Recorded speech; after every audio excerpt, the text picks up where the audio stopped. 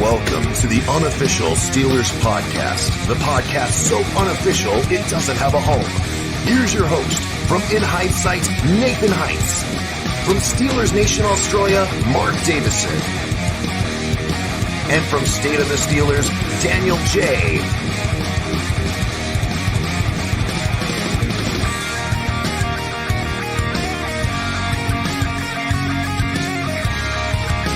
Here we go. What is up, everybody? Welcome back to the Unofficial Steelers Podcast. I'm Daniel J. of State of the Steelers, and alongside with me, as always, Nathan Heintz from In Hindsight. Nathan, how you doing, my man? Not too bad, man. Got off work about an hour and a half ago. Got home, had some dinner, cleaned the kitchen, and now we're here. Yeah. The Steelers had a game, a preseason game, but it was the dress rehearsal game. And the Steelers end up being victorious 27-15. Did you get an opportunity to watch the game live? Yeah, I did. I watched the entire thing live, man. And Daniel, let's just say, I know we talked about this on last episode in the sense of what would happen if we went down versus what would happen if we went up. And we were definitely up. And let's just say that I think everybody's feeling a Super Bowl this year. Yeah. I one of the last questions I'd asked you exactly was Mark, that if, the Steelers were jumped up, was there going to be overreaction? And in my opinion, there's been a little bit of overreaction, but Afton Ford was actually at the game, I believe. Afton was. Afton, did you enjoy your time? How was the crowd? Daniel, before you get going here, just a what's up to Jared Devil, George, Gene, Claude, Steelers fan, Afton, Mark, just me. Yes, just me. I believe you are subbed. I believe you are. But yeah, good to see you guys. Good to see you guys in the chat. We'll be talking to you guys throughout the show, and all that kind of stuff like that. But Daniel, go ahead, brother. Yeah. So I got the chance to watch the game. I did a little bit of a play-by-play and called it. I'll probably do the same this Thursday when the Steelers travel to take on the Atlanta Falcons. I'll probably do the same thing, probably just the first half, as I highly doubt the starters are going to play more than that. But what was your what is your thoughts after a couple of days after the game of the offense, the starters, Kenny Pickett, Pat Fryermuth, the offensive line? What were your thoughts? Well, we didn't really get to see too much. I thought that they were going to play a little bit more than they did. Mm-hmm. But I think with what we saw, I don't see why there's any reason not to be pleased with it. Right. Jaylen Warren had a fantastic run.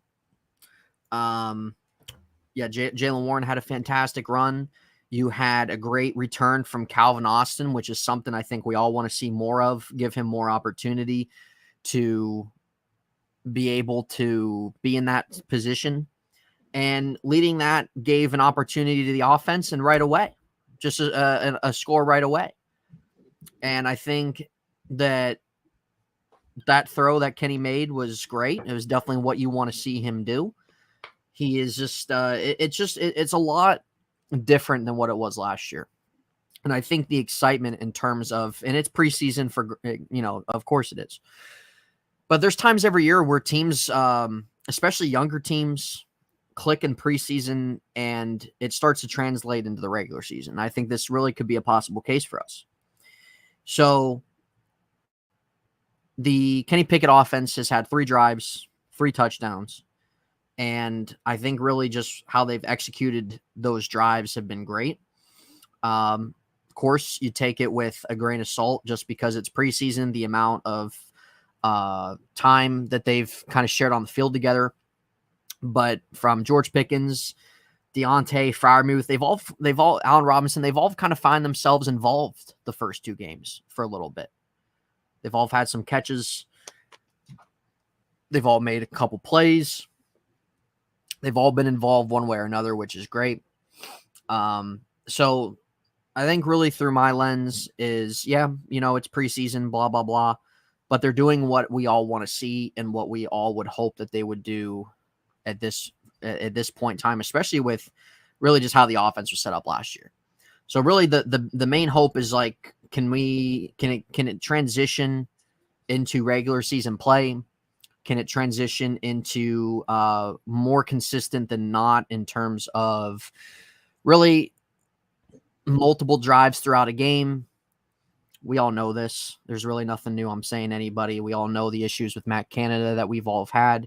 But could it maybe be a turning point for him? Could it be a stepping stone for him, not to become one of the best offensive coordinators in the league or anything, but at least just taking a leap forward?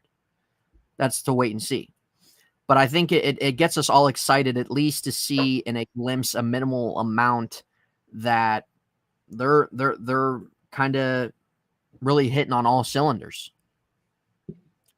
Yeah. And I that translates. I agree. For me, man, there's a bit of an echo. I don't know where that came from. For me, I think that the offense did some things that they weren't doing last year. One was attacking down the field, attacking the seam in the middle area. Yep. And the touchdown pass to Pat Fryermuth was just that. It was not just that. It was also Kenny having to throw him open. Had he thrown him or led him, the linebacker wasn't looking. So there's a possibility that, he still gets a completion there. But you maximize, your possibility there of getting the ball in the end zone by placing the ball where he did. And I thought it was a fantastic throw. I thought it was a perfect throw, right in the right place that you want to, deliver it to. And, I'll echo some of the things you said. I wish they would stayed out there longer. I felt that, 2 drives wasn't, on paper should be enough, for the preseason. But there was some big splash plays on both of those drives that limited, the first team out there. And so I would have preferred to have seen at least one more. I would have liked to have seen a long sustained drive. They had the splash in special teams. They had the splash in the running game and a touchdown over 25 yards, in the passing game. But we didn't see them, go down the field, sustain a drive and score a touchdown. Now, they did that, in week 1 against Tampa Bay. I think it was a 10-play drive. So in essence, I guess you can say, they've accomplished that throughout the preseason. Apparently, this upcoming week, though, against Atlanta, Tomlin is saying he's going to play the healthy starters. He said that in week 1, and healthy starters didn't play. Do you think just to jump forward a quick second, do you think that starters are going to play this week? I could see a little bit. Just because Kenny plays? Yeah, I could see it. Just because of the youth, I could see it. Especially just really the offense. Just because you have that youth there, just because of really how things were last year, and you're gonna have to sit after Thursday, following week. There's nothing going on, and then you're gonna have the following weekend where you get going. So I could see it. I could see him maybe doing two drives. I could maybe even see one possibly, just for that factor alone. But it is possible. Like it's doesn't end up happening. Yeah. But I don't know, man. I'm assuming that they play.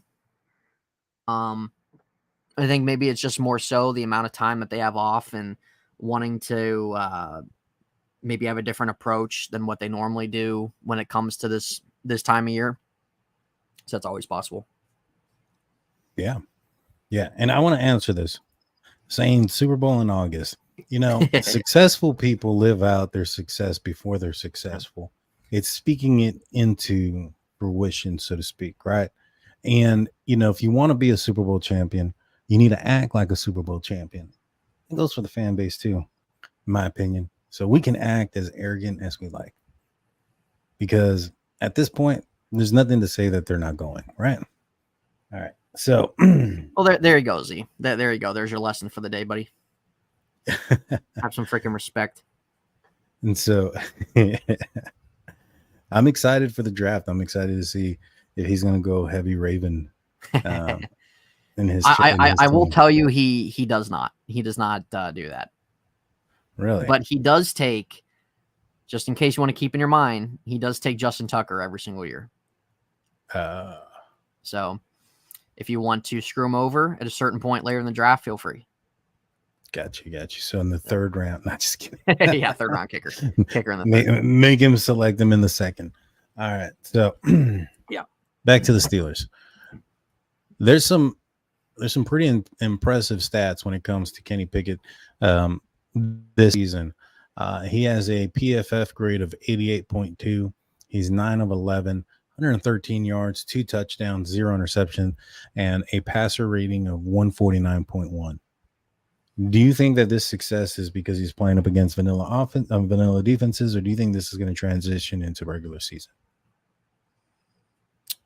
I don't think it's because of vanilla defenses or anything. I think he's doing better than what he did last year. Mm-hmm. And Kenny was playing third stringers because he was the third quarterback coming on the field last year. This year, yeah, Tampa didn't play all their guys. Buffalo did.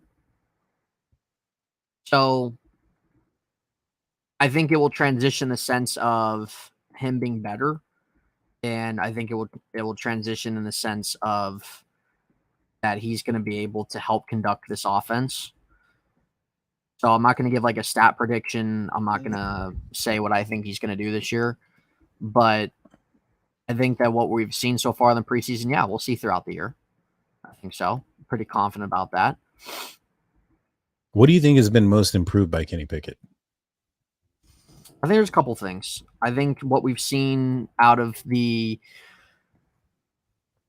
3 drives in preseason, I think that you see a little bit difference mechanically with him in the pocket.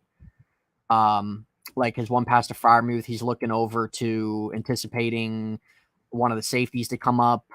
I don't know, was it to come up or drop back? I can't remember what it was.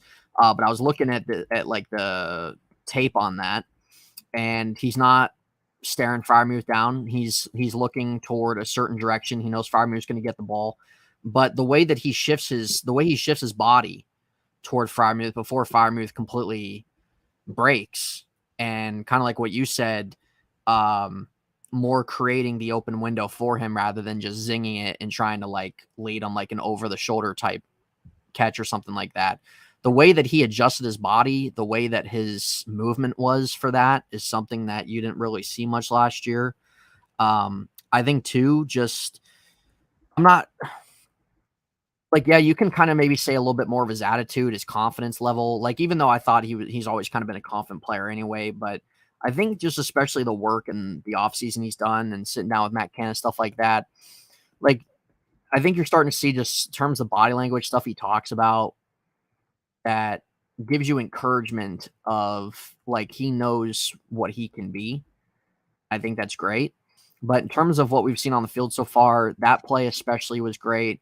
I think that we're seeing a little bit more zip on his passes, which he's gotten a little bit bigger. He put on some weight this offseason. And I think in terms of arm strength, I don't think he's ever really been someone that has necessarily lacked arm strength. But I think just really the passes alone, especially what we've seen so far in the middle of the field, have been pretty executed pretty freaking well. Yeah. And we know attacking the middle field was a big issue last year, and the fact that they're doing some of it this preseason is really encouraging. But I think just passes alone, man, like you're seeing some of that arm strength come more into play. You're starting to see some more of that type of touch on the passes so far.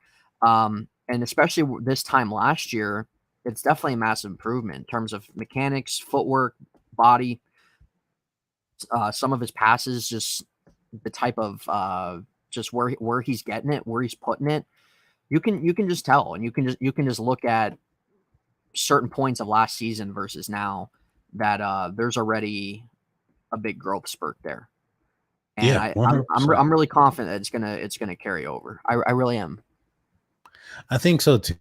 I think that when it comes to preseason, I get it. They're not going to show their hand, the opposition, and the Steelers aren't going to do that either. They're going to play more of a vanilla, but you're still, you're only can do with what is in front of you, right? You can only play the game that's in front of you.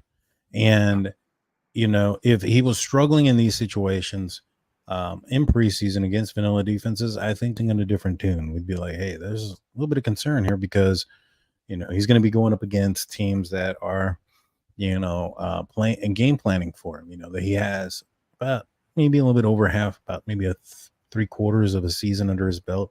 That's three quarters of a season of film that other defenses can look at and game plan, right? And so This is going to be a big year.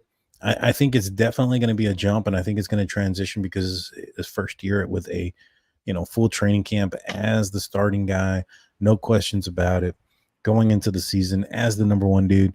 And yeah, I think that's helping also transition into his confidence and things of that nature.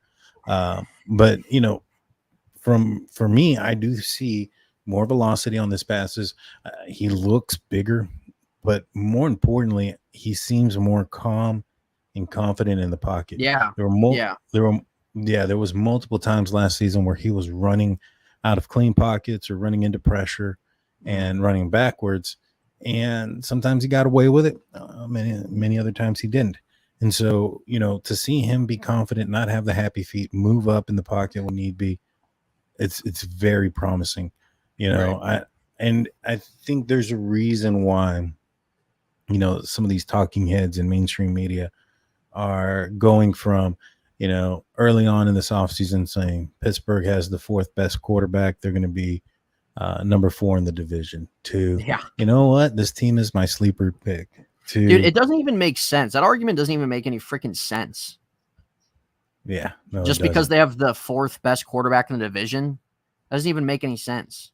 I don't think he's the 4th best either. That doesn't even warrant anything, dude. Lamar has a losing record versus them. Deshaun Watson, nobody knows who he's going to be. And just because you have a good quarterback doesn't mean that your team's going to be good. Right, exactly. And I think with Deshaun, the Browns playing him, I think is more to hide how bad he is. Probably is. I'm going to be at that game the second week of the year. I don't. The thing with Cleveland is not just that I don't like them or anything. I don't believe in them, dude. Do they have a good roster on paper? Yeah, but they have had that the last 4 years.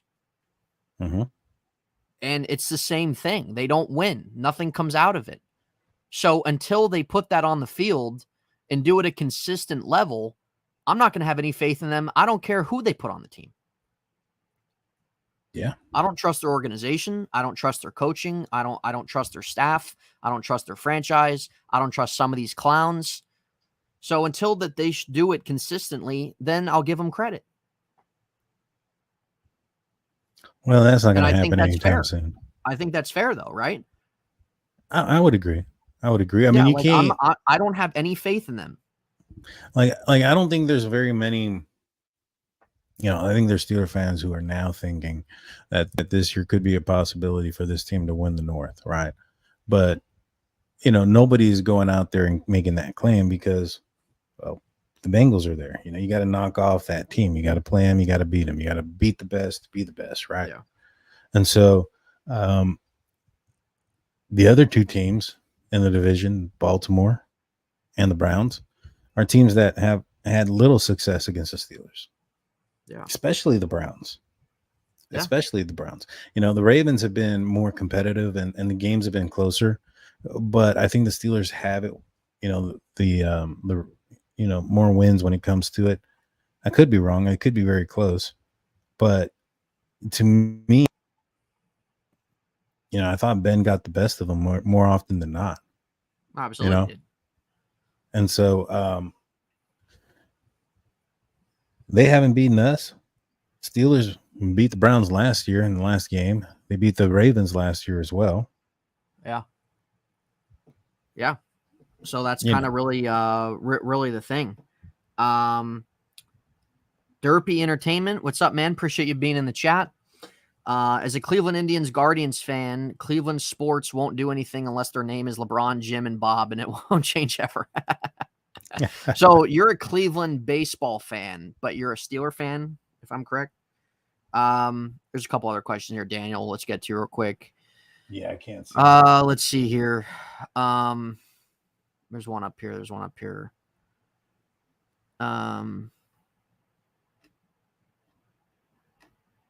Hold on a second. This is the most Yeah, comfortable like your dentist dentist chair I've ever. I'll take this dentist chair. I had a small chair before, and it was doing a number on my back. Like it was hurting. Now I can be in this thing all day.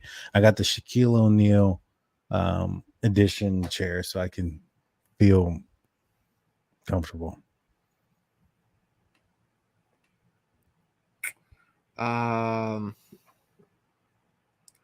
Okay, so Afton asked who should be the backup center. Herbig, Anderson, McCollum. Who's McCollum? Ryan, I think they're Ryan McCollum. I could be wrong on Whoever the first that name. is. But he was playing out there with the someone second team. Yeah, he was playing with the second team this last I didn't even notice McCollum out there. Yeah.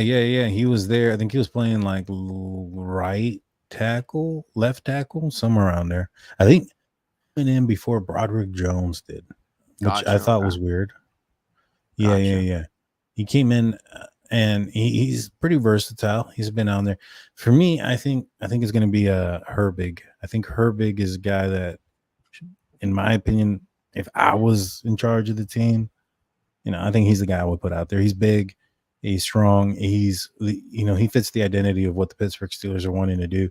There's been a clear course of path, right, where as far as what the Steelers are wanting to do since they've acquired Andy Weidel, and that is get big, and especially in the trenches and across the board, actually. And so this is a very large team, and I think Herbig fits that mold.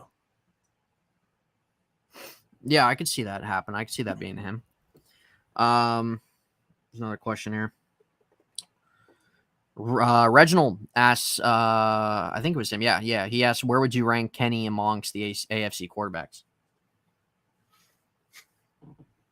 I think right now you probably have to put him in the middle of the pack, just because a regular season game hasn't been played yet. But I think by the time it's all said and done, he would be in the top 10 by the end of this season. What do you think? Yeah, I think it's definitely, because when we look at the AFC quarterbacks, Josh Allen, Tua, Mac Jones, Aaron Rodgers, Mahomes, Herbert, Jimmy G, Russ. You got the guys in the division. Yep, division guys. And then you got Trevor, Tannehill, I guess, Stroud, and Richardson. So out of all those guys, I'm not going to count rookies because they have not played. But I think it's definitely reasonable to put him in the top 10 area once the season's over. If you think that he's going to be on that type of trajectory, sure. Yeah, I think he'll be in the top 10. I'm not sure if he's going to be, I think he'll be in the upper part of the top 10, maybe 10, 9, somewhere around there. I don't think he'll jump into the top 5. Not this. I don't know if they'll give it to him this year. He could play like a top 5 quarterback this year. And just because it's 1 year, I think he'd have to do it again to prove that it wasn't a fluke. You know what I mean? Right. No, I hear you. Yeah. David Jr. from Facebook says, from what I've seen so far, both sides of the ball got to feel good about the season. Yeah, for sure. It's definitely, I think when you look at the defense and the offense, it's definitely what you want to see this time of year. I think we know defensively there's a lot of expectations. Defensively, we know offensively there's an expectation to be obviously better, to take a leap forward. Mm-hmm.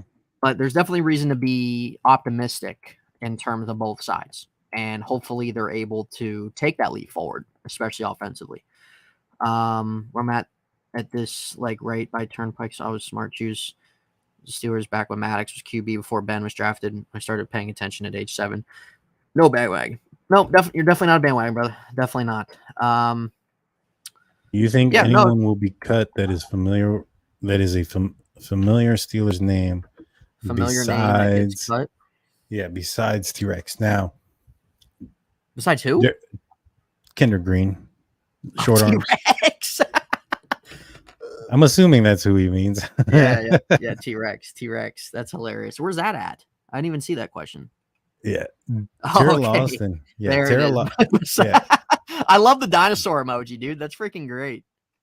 Terrell Austin and said that alluded that the Steelers are probably going to cut somebody that they felt could be a starter in the NFL on Sundays on the defensive line. Wait, what do you say? Basically, that he felt that he's going to lose at least one guy or lose a guy that that they know that can play on Sundays as a starter on the defensive line. Interesting. Okay. So there might be a bigger name coming out of that defensive line. What about Montravius Adams? I think that one is probably the one that I'm thinking. It could be him. I think Isaiah Loudermilk gets another year. Yeah, how many defensive linemen do you think the Steelers, keep? Gosh, they usually keep I feel 6. like, dude, they have a freaking handful of guys. They do. The reason, Derpy, you're right. I mean, that's honestly really the case. They've had kind of a good roster, but yeah, some injuries and it was tough with Ben the last couple of years. But dude, I don't know. I could definitely see Adams on the block.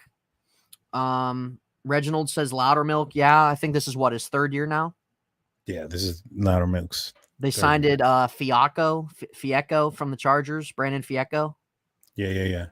They have him, Armand Watts. I don't really know too much about him.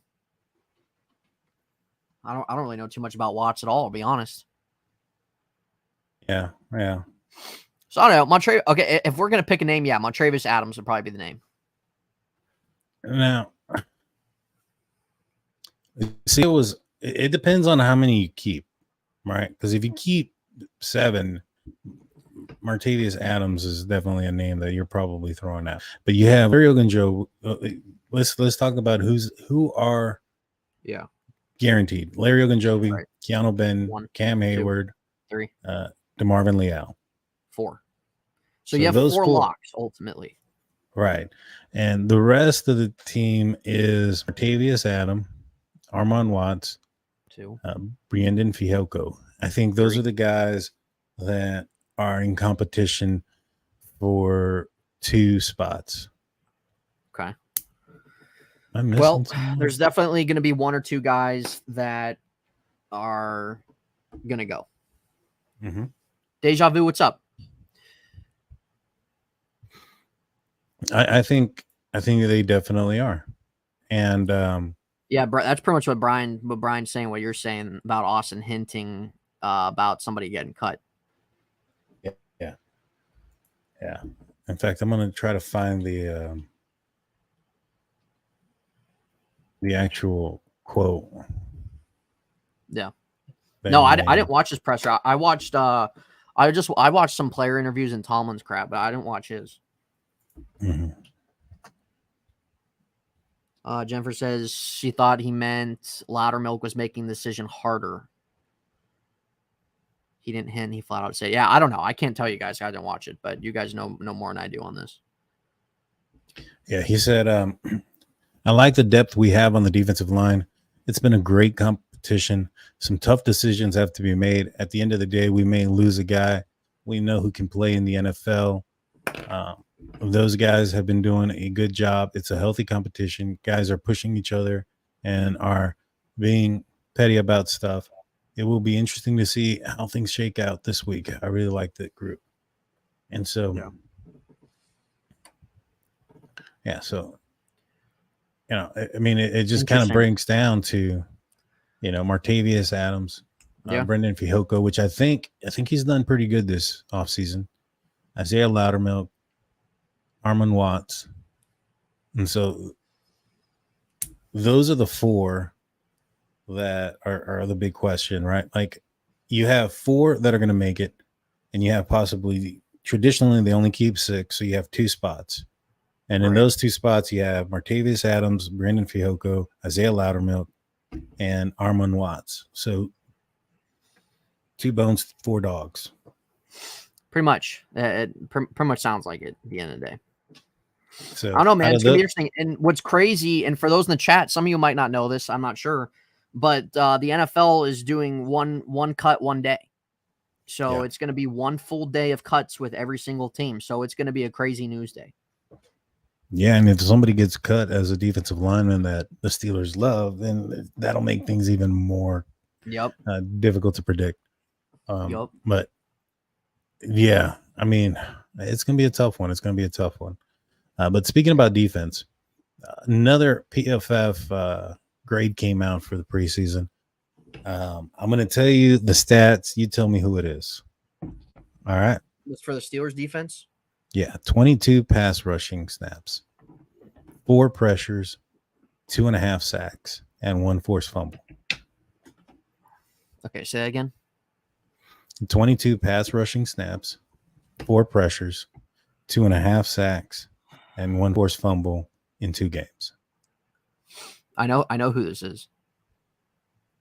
It's Herbig. Who is it? It is Herbig. It is Herbig. Yeah. I think he's been an animal with preseason, year. man. You got to give it to him. You do. Do you how much do you think he beats out Golden for the outside linebacker 3? He definitely could. He's got a really big chance, and I don't even think Golden's a bad player. I think he's a decent player for the role he's in.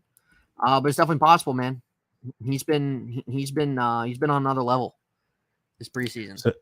So yeah, I agree. I think that he's going to be the first outside linebacker to come into the game when either TJ or Alex Highsmith need a breather. Dude, he's got something when you listen to him talk, even going back to draft day. Like he's just got some type of something on his shoulder, man. And I like his attitude. I think he fits the Steelers well. I do too. You know, a lot of people are thinking that the Steelers only drafted him because of his brother. But I think it may have been the other way around. I think they may have acquired his brother because they had intentions of drafting him. And so, you know, I think he's going to have a good year. How many sacks what's your prediction on how many sacks you think he's going to get this year? How many sacks he'll get? Well, just given the fact that if we're going to go off him being edge 3, I don't know, maybe like 5. I think 5 is a good number. Yeah, I think 5's a good number. It's a realistic number. It's not too quite up there, but especially for your rookie year, being a third edge behind Highsmith and Watt, it's pretty dang good. Yeah, this is also going to improve the coverage. I mean, coverage and pressure go hand in hand, and so I think this defense is going to be a tough team. Like, a lot of people are sleeping on the Pittsburgh Steelers, but I tell you what, if I don't want to hear the backtracking, right? Don't want to hear it. But if the line is still 8.5 wins, you got to go by the over. Oh, for sure. 100%. There's like, I don't see this not getting to double-digit wins at the very minimum. I think the floor has moved up from 9 wins to 10. And so I think they're going to move up. I hope so. Yeah, no, I hope so, man. Real quick here, a couple comments. Derpy says, it blows my mind for how good NFL analysts are. They don't bring up organization, reputation, overall by past outcomes, but I have everyone above the Steelers. It's hilarious. I can break down every vision. No, dude, I hear you, man. It's absolutely freaking insane. When you look at the last 4 to 5 years, there's been a lot of doubt on the Steelers, and they've made the playoffs, or they have been a team that has been like a game out. And when we look at their teams the last 4 to 5 years, not that their teams have been like that great, but they've had like still good talent, but it was like people doubting, Ben coming back from the arm injury, right? Or it's just some of the offensive stuff, or even if there's just some defensive injuries, blah, blah, blah, that maybe held them back a little bit. Yeah, it's just crazy. It's just crazy. And there's people out there too, like given them due diligence and stuff like that. But yeah, you have some clowns out there, man, that are just like, oh, look at the Browns, right? Or, You look at all these quarterbacks, it doesn't freaking matter. Yeah. You realize there's going to be two teams. When you look at how overhyped the AFC has been, all these people coming over and stuff, there's going to be two teams at least that are going to disappoint. Oh, yeah. It happens every year. Look at the AFC West last year. All four teams, this was supposed to be a juggernaut of a division, and it was horrendous. I'm predicting the Jets and the Bengals to be the disappointment of the year. Well, there you go. There's going to be two of them. There's going to be two teams in the AFC that are going to fall short and are going to disappoint. I think so too. So I hear you, Derpy, on that. I don't understand the narrative in terms of when we look at before preseason throughout the summer of the sleeping on the Steelers narrative. But it seems like it's nothing new the last X amount of years. But now you're starting to see some of those people start to backtrack now. And nope, too late for that. Can't do it. Sorry. No backtracking here. Well, yeah, they went from this was the fourth best team to this is a sleeper team. Team. Don't be surprised if they make a playoff run. Don't be surprised if they battle Cincinnati for this division. Don't want to hear it. It's too little too late. It's too little too late, dude. Don't care. And that's not even being a homer. It's just the reality, dude. The Steelers are always, regardless of how good or how mediocre they are as a team, they're always going to be competitive. They're always going to be in a playoff battle, a division battle. It's just the reality. It's just how it is. No, I agree. And, I think there's just some people who are tired of seeing the Steelers win that aren't Steeler fans. You know what I'm saying? Like you have, your Mark, what's his name? Jones-Drew. What was his first name? Maurice Jones-Drew. Yeah. Jones-Drew. Like that guy. He's always been a hater. 5'3". Yeah, he's always been a hater of the Pittsburgh Steelers. Oh, and they're tired. They're tired of seeing the Steelers be successful year in, year out. And they've been talking about the Steelers having, Mike Tomlin having his first losing season for how long? And it's not going to happen. It's not going to happen. No, it may never happen. I think it's a high possibility it never does. Yeah, do too. I think he has, I think that when it comes to a coach's record, the quarterback has a lot to do with it. And Mike Tomlin got lucky and he had, Ben Roethlisberger. He fell into that.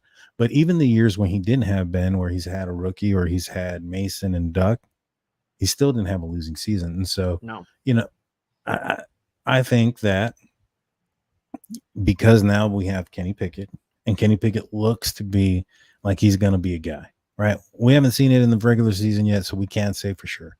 But he looks to be like he's going to be a guy. And if that ends up being the case, as long as health prevails, for the most part, I don't see this team, I don't see him having a losing season. He said that he has more years being that in front of him is the quote that I heard from him. So he's basically admitting that he's not going to coach for another, 17 years or 16 years. So we know that. It might be 12, it might be 10, it might be 5. Either way, I think he's going to have Kenny Pickett as his quarterback throughout that entire time. Probably. And so, yeah, no, man, it's too late to hop on the train, man. It's too late to hop on the train. Don't want to hear it. Colin Cowherd's another. Yeah, a lot of times he dogs them just for lack of success recently and stuff like that. Every once in a while he'll say something good, but he's just an odd guy in general. Like you can just watch his show and he just has some really weird segments. Didn't he say that Dwayne Haskins wasn't going to win a Super Bowl? Yeah. And yeah, Blake Bortles on that list and guys out of the league. Yeah, it made no sense. It was the weirdest sports segment I ever saw. Yeah, it definitely was. It was just really bizarre. I don't know what that was. So a lot of people are calling for a battle or a competition to be made at the running back position. A lot of people are saying, Najee. Some folks are saying Jaylen Warren should be the RB1. Matt Canada was even asked who's the RB1, and in his press conference to clarify that it is Najee. Where do you stand on Najee and Jaylen Warren? Good question. Real quick, Brian says guarantee rating. Oh, well, absolutely it is. Just because there's so many Steelers fans out there, they know they'll get it. Chat thoughts on Liv Cowherd. I mean, she was walking around Tanger earlier today, so I don't know what to tell you. But yeah, to answer your question, in terms of the running back situation, Najee's still number one. I still think Najee's the guy. But I also think too that Jaylen Warren will get used a little bit more than he did last year. But I'm not going to sit here and say who's like Jaylen Warren's the better running back. Jaylen Warren only had 77 carries last year. Right. I think Jaylen Warren's a really good change of pace for our offense. I think he's somebody that you can utilize well whenever at certain moments throughout the game, stuff like that. They might not give Najee like the 25 carries workhorse running back or workhorse stature this year, but I still think that he's going to be treated as their number one guy still. And I think he should until further notice. No, I think no before 1-2. I appreciate it, brother. Yeah, I think so too. They're different type of backs, and I think they're going to be specialized. In what like they're just use good them. at. Just that they complement each other well. They offset well. Yeah, exactly. And so you're ready to pound the ball in between the tackles, and you want to take over a game late in the fourth quarter or whatnot, and you want to really wear down the defense. Then you give them a heavy dose of Najee. Now, if you're giving them a heavy dose of Najee and you want to score quick, you throw in Jaylen because they're going to be tired of taking that beating from much, and he's going to be able to just do what he did in the preseason game, get out there and go. But I do think that they do complement themselves well. I do think that Jaylen has earned more snaps out there. Yeah, and, definitely. I think he's going to be a huge role in this team. The one person that I'm maybe not struggling to find a position for, but wondering if he's actually going to make the team, and it's Anthony McFarland. They put him in the goal line situation and had him run between the tackles. It didn't look good. Now, I think that was a challenge by Mike Tomlin towards him. Like, hey, you've done good. You've broken a few runs from outside, the 20, towards the outside of the line. If you're this well-rounded back, you should be able to score from the one. Yeah. I think it was a challenge, but I also think that they put him in a position where he was not going to win. So what are your thoughts on Anthony McFarland and his goal line series? Yeah, I don't know, man. I'm with you. I don't really know what to think about him because he hasn't his first 2 years in the year or throughout his career, he hasn't really done a whole lot whenever he was been given a helmet in games. Like he's got a ton of speed, but really anything else though is pedestrian, like pretty mediocre. It seems like from like what we've seen, like there's just nothing there. I think that really puts him over the hump to be a guy that gets some carries or some opportunities. And it's not really like they have anybody else really competing with him. Mm-hmm. So maybe just by that alone, he might be the third guy. Afton says, I wonder if Valade can beat out Ant Mac. I mean, maybe like, I don't know. I don't really see much usage from him if he makes the team, Yeah. I mean, outside of having a specialized package for him to, highlight his, speed, like you mentioned, whether it's screens or outside runs, I think that's going to be his game. But if it's a small package, then it's going to become predictable, right? Like, here he comes. It definitely is. Here comes a screen. You know what I mean? Yeah, here comes a screen to McFarland, and it's freaking negative yards. Derpy, I hear you, man. I think the Chargers are going to be a failure. I really do. I'm not on the Chargers chain, man. But yeah, I dude, think the Buffalo didn't look too good either. No, and they have some offensive line problems. They've lost a couple guys on defense this year too. Like they're the Bills at the end of the day, but they've missed their boat a little bit. I think so too. Josh Allen looked like he was getting flustered there by the Steelers' defensive line. Oh yeah, dude, our pass rush, man, that was really fun to watch.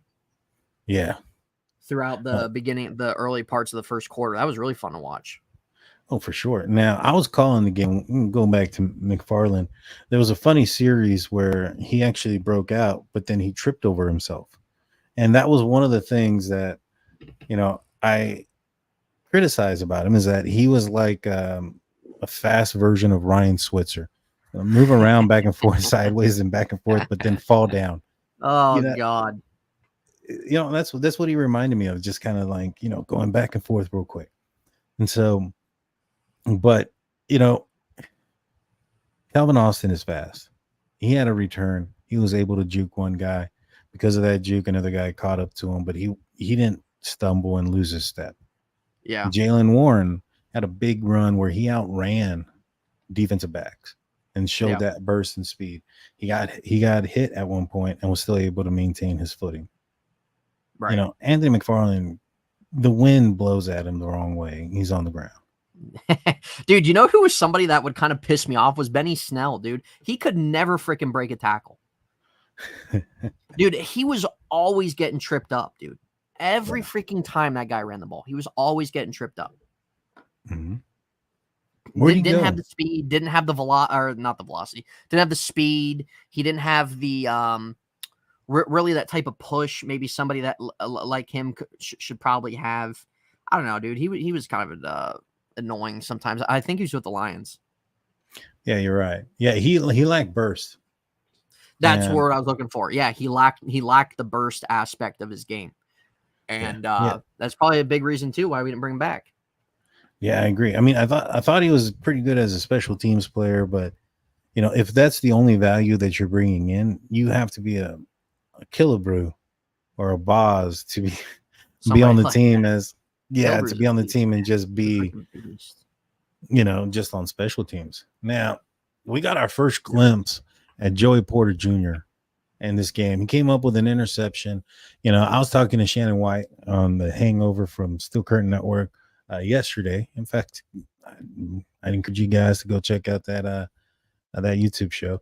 But I was telling him, I was like, there's a Tomlinism, an old one, and it's football justice. And I felt that in part that was somewhat of football justice, being the fact that, one of the reasons why I think he fell out of the first was a lack of interceptions. That's been his one criticism. It's like, oh yeah, he only has one pick his entire collegiate career. For him to go home, get an interception in his first game, granted it's preseason, but it's his first game in front of his hometown, in front of his dad who was there. I thought it was football justice. I thought he did well. I'm excited to see what he's going to be able to do in the regular season. He looks a little bit thinner than I thought he would out there. I thought he'd be a little bit thicker, but that could be the black jersey. You know what I'm saying? Yeah. What were your thoughts on JPJ? I thought he did fine, man, for what he was in there for. There was, I think he was on Diggs one play where Diggs just did a little slant, got the pass, but Porter was right there for the tackle. Didn't really give up much for when what he was out there for. I don't really think they challenged him a ton, but just the pick was cool though. Even though it was preseason, it was cool. It was cool to see him give the ball to his dad, and we know too him coming out of college, the hands thing, the lack of splash, the lack of interceptions was probably the primarily talk of his college career. He's already got one right now. And maybe doing some work with Pat Pete, doing some work with Fitzpatrick and stuff like that out in the secondary could be giving him some due dividends a little bit. So don't be surprised if he gets a couple this year. Oh, I think he is. I mean, in camp, he's made some impressive interceptions. There's one along the sideline where he picked off Mitch Trubisky. He high pointed it and was able to keep his feet in bounds.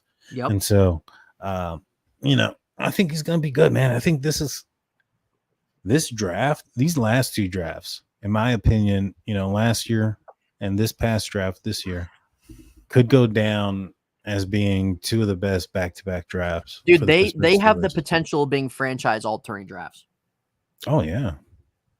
Yeah, I mean, you got to, and you can even go back to the year before, like Najee Harris, Pat Freiermuth. Najee, I think he's never going to be that superstar. He doesn't have that home run ability, right? Yeah. And so you're never going to get the highlights of him breaking one from 60 yards out like Jalen Warren did. So, I think he's going to be a starter-capable back, a good back in the league. I don't think he's going to get the recognition that he deserves because he's not that breakaway back. I think George Pickens is going to be good. I think Yep. Pat Fryermuth, the year that Yep. they drafted Najee, he's going to be good. Yep. You know, Kendrick Green, baby. Kendrick Green is probably the sore little thumb on the small hand. Yep. When it comes to that. That's But hilarious. yeah. So you're thinking there's no fullback for Kendrick Green this year? You think he's gonna make the team? They haven't even done it yet in a preseason game. I just feel like it's just not gonna happen. Well, I think it depended on his play as a lineman. On the line, yeah. Like if he played well, then they're like, all right, we're gonna implement this because you're gonna be on the team.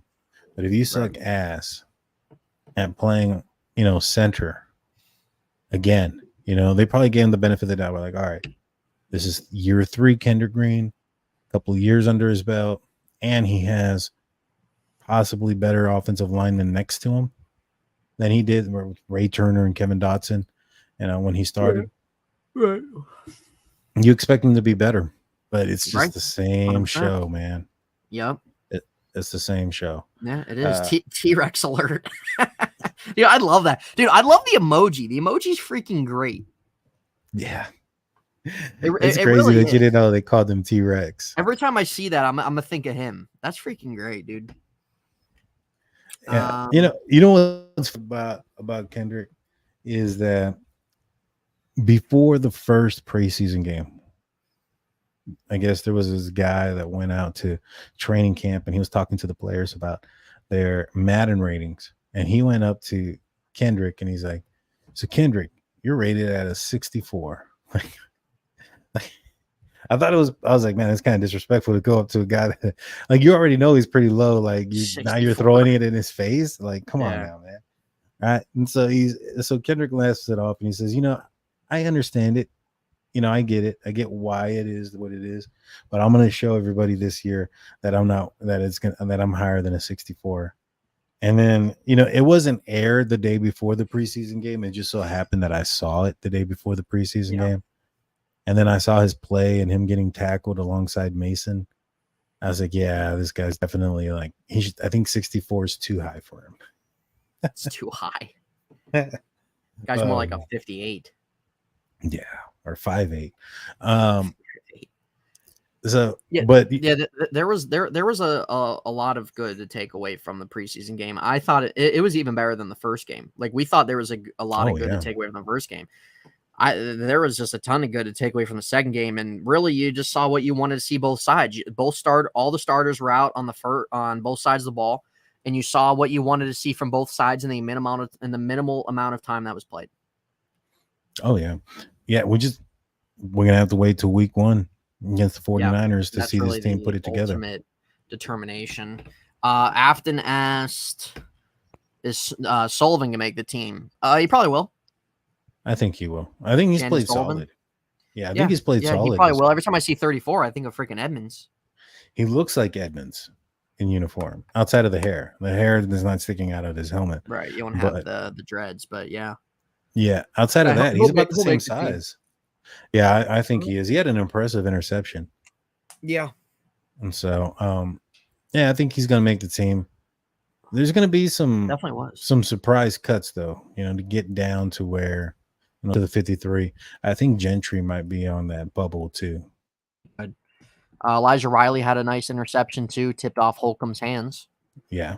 I think Riley. He's had a good camp. Yeah, he's probably locked himself into a spot. I think Trey Norwood is gone. Yep. Yeah. It's just, it's tough when you're on the roster bubble, man, and you're not available for all the games. Yeah. Yeah. Exactly. It's hard to overcome that sometimes. It really just kind of depends.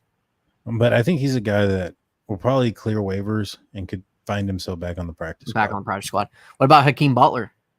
Nah, that guy's gone. Yeah. Disappointing. Yeah. Disappointing. That guy could not catch anything that came his way. Yeah.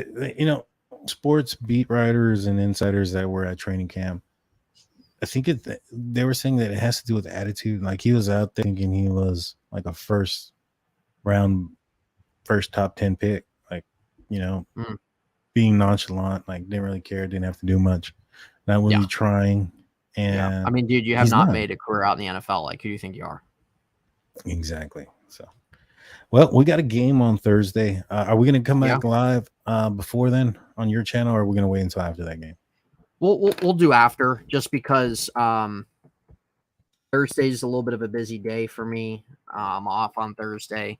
I'll let you know, like, if anything, we won't plan for Thursday, but I'll let you know if I have any availability. I'll hit you up beforehand where there's some time to get it set. Okay. So I'm gonna say probably not. I'm not gonna be able to. Well, hold on, let me think. Yeah, I'm probably not gonna be able to tomorrow, and then Thursday's the day of the game. So Thursday's a little bit busy for me. So we won't go for Thursday, but like I said, if something would happen where we can maybe do it earlier in the day, I'll let you know, give you a time, like, notice wise. Yeah. If not, you want to do, we can do a show later Saturday if you want to do shows later Saturday. Saturday probably works best for me. Okay. All right. Well, let's do that then. We'll do games Thursday. We'll do a show on my channel Saturday, later, like in the evening, Saturday, normal time. And then we'll talk about the game Thursday. You know it. So let's do before. Yeah, go ahead. If you're still hanging out, might as well hit that subscribe button if you're not subscribed already. Yeah, guys. Sub to Daniel's channel, Stay the Steelers. Mine is right there on the bar right there at In Heintz site. The next show will be on my channel. But guys, let us know in the comment section before we go here. Give your predictions, guys, for Thursday night's game. I'm so glad that it is the final preseason game, even though there's nothing next week. The week after that, it's game week, baby. Yeah. No, I agree. It is, yeah. So it's great. This is the last preseason game. And I might care more about preseason than maybe some other people do, just because I like watching a lot of certain things that I'm looking for with certain guys. But nonetheless, though, the fact that it's preseason last week is a great feeling, man. And then we're gonna have the whole whatever day it is where all the cuts come out. What is your prediction on the score? And then we'll go through some of these scores before we call it a show. So basing off of if Tomlin stays true to his word on the offense playing, I'm going to say we take the win. I think that we'll get a nice little start. And I'll give us, I'm going to say 2016. Nice. Yep. If they do play, I think it's only going to be a drive or two, and that's it. So for me, I'm more superstitious than anything. I don't know if going 3-0 in the preseason is a good omen or not. And so I'm not choosing or rooting for my team to lose, but I do think that even if the starters play, it's going to be a short amount of time. I expect to see the fourth string out there a lot, you know, the really bottom end of the roster, so that, these guys can have an opportunity to show what they have. And 23. Yeah.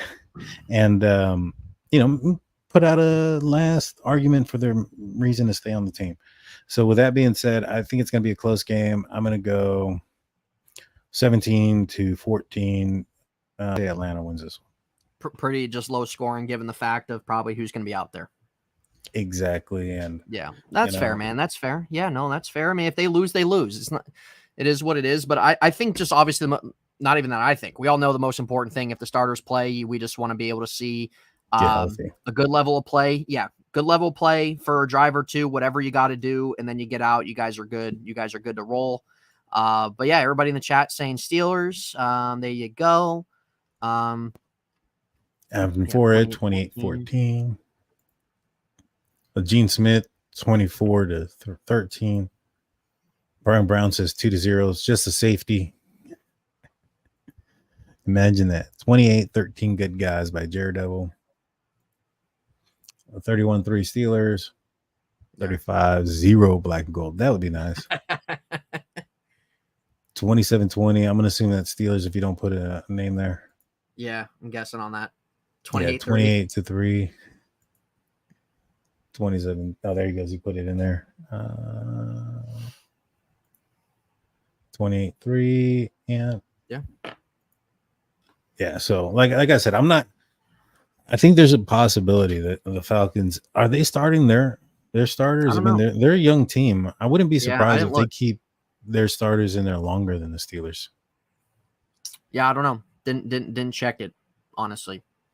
But Buffalo kept their starters in longer than the Steelers. Yeah, It they didn't did a work little out bit for them. longer. They still Yep. didn't score. No, they so didn't. so who knows? Maybe the Steelers do go 3-0. Like I said, I don't feel comfortable going into the regular season 3-0 because I don't know how that stat works with Super Bowl winners. Like, how many Super Bowl winners went undefeated in the preseason? I don't know. But No, regardless, it's going to work itself out. yeah. Looking forward to the regular season. We got one more game. One more game. Yep, one more game to get through, guys, and it's going to be game week before you know it. One more game, 1 week off, and then it's game time. Check out Nathan on In Hindsight and on Who Are These Guys, right? So that's what it's called. Yeah. Who are these guys with It's the links are in the description. Make sure you subscribe and like and ring the notification bell here. With that being said, y'all, we'll see you guys after the last preseason.